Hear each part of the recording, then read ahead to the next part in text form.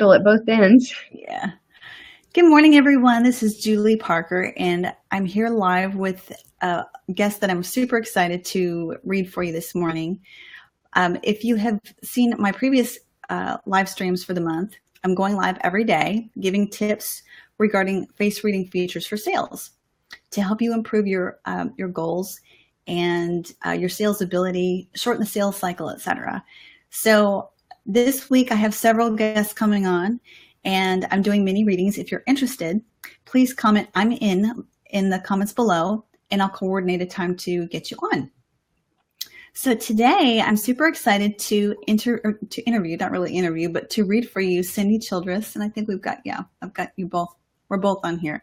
So if you're catching us live, please go ahead and show us some love, hearts, and if you're catching the replay, I will definitely be back to answer any questions that you might have.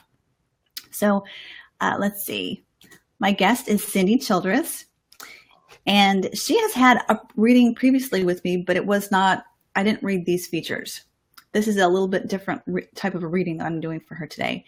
So again, if you have any questions, please comment below and I'll go ahead and post them. I thought I had created some agenda items, and this is really strange. Okay, so anyway,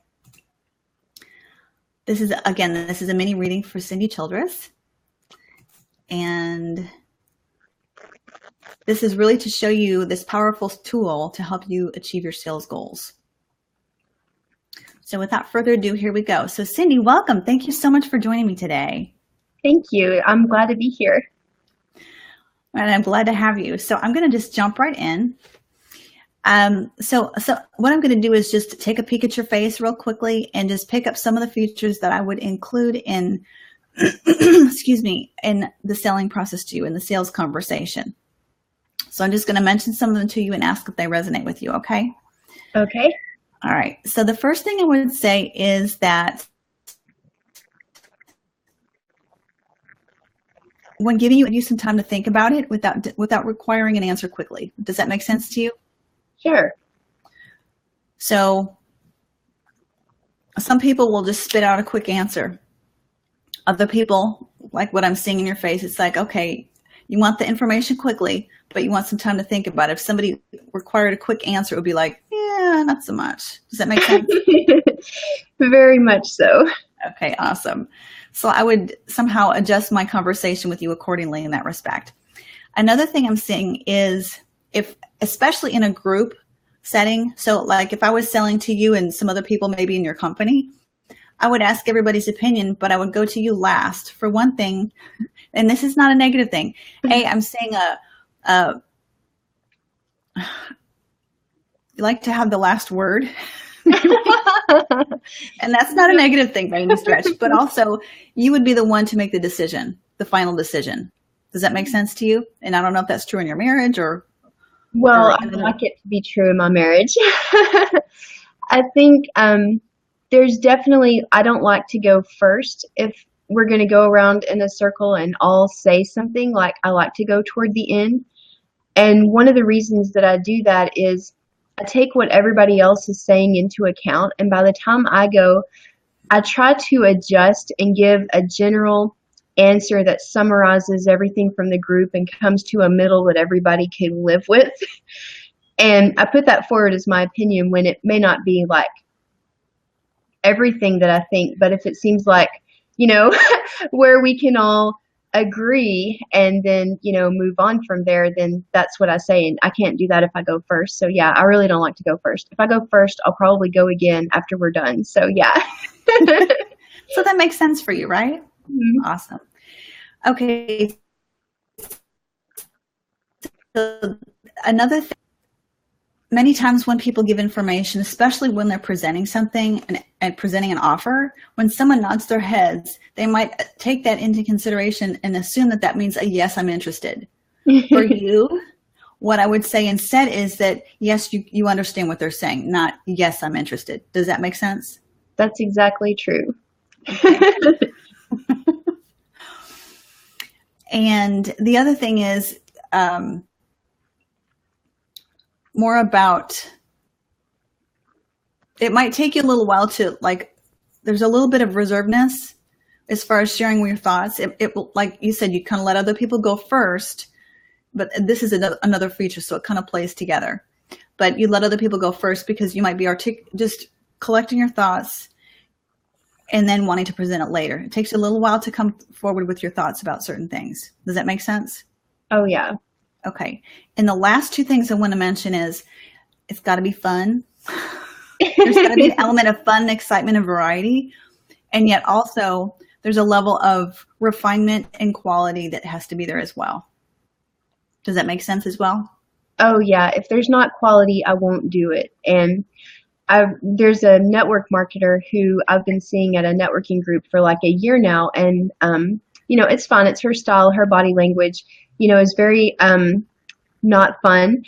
And so I've never been interested. And then I got a freebie from her that was like beautifully packaged with little positive statements on it. And it was great. I loved it, with some little samples. And then I messaged her and said, hey, I want to buy your stuff right now.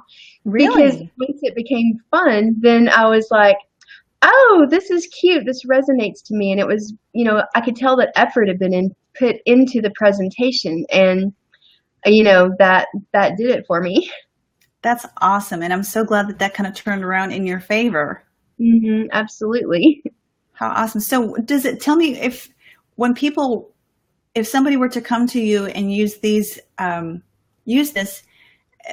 in their conversation with you, would that help you make a decision? Would that help kind of bridge the connection with that person? It sounds like it happened with this other person who didn't know that they were doing this probably and didn't know you were going to win this. But that makes it easier. Mm-hmm. My security just came up. Makes it easier to engage with that person and be more open to hearing what they have to say and interacting with them. Yes? Yeah, absolutely. Okay. And not pushing me to make a decision on the spot, because then it will always be no, kind of because I just don't want to decide right now. Yeah, exactly. So I'm just switching some of the things. So you had a reading before with me. Yes. I don't remember how long ago it was, but can you tell a little bit about what your experience was like with that, if you don't mind? Oh, yeah. You absolutely blew my mind. So we spent just an hour together, and I was shocked by how many things we covered. I mean, Julie was able to tell me, she was like, here's one thing. She was like, you need to exercise when you're stressed. And I'm like, yeah, I usually find that helps. And she's like, no, I mean, you need to exercise when you are stressed. And I was like, okay. Then, no kidding, I was stressed out. I was doing some business travel, and I felt like that stress was going to affect how I interacted with people, which was not acceptable. And I was like, how do I stop this cold? And then I said, I need to go to the gym, even if it's just 30 minutes or 10 minutes. I need to dress out and go sweat so I can go be present and, build the relationships that I needed to for my business. So that's exactly what I did. And I did it because you told me to, and it worked. Wow. And I'll tell you another thing that you told me. You told me I need to delegate more because I'm a queen and people want to serve me. And I'm not helping anybody when I do it all myself, and I don't allow the people who offer to help to help. Now, this doesn't mean to go around and command anything to happen. That's gross, and that's not me. But when people offer to help, don't say no just because I think I have it covered. Even if I do, if somebody offers to help, I can still give them something to do, because then they feel better. And that was cool. I'd never thought about that before, and I've been doing it, and I have seen a difference in how people relate to me when they offer to help, and then I give them something they can do. So that's been really cool.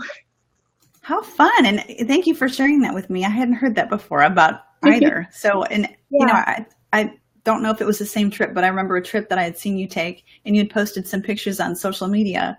So that was kind of, I'm assuming that was the same trip. And how fun. How awesome to know that. Yeah. Thanks for sharing that. Yeah, you were very helpful. And like, I don't know anybody else who does what you do. You've got an amazing set of skills. Thank you.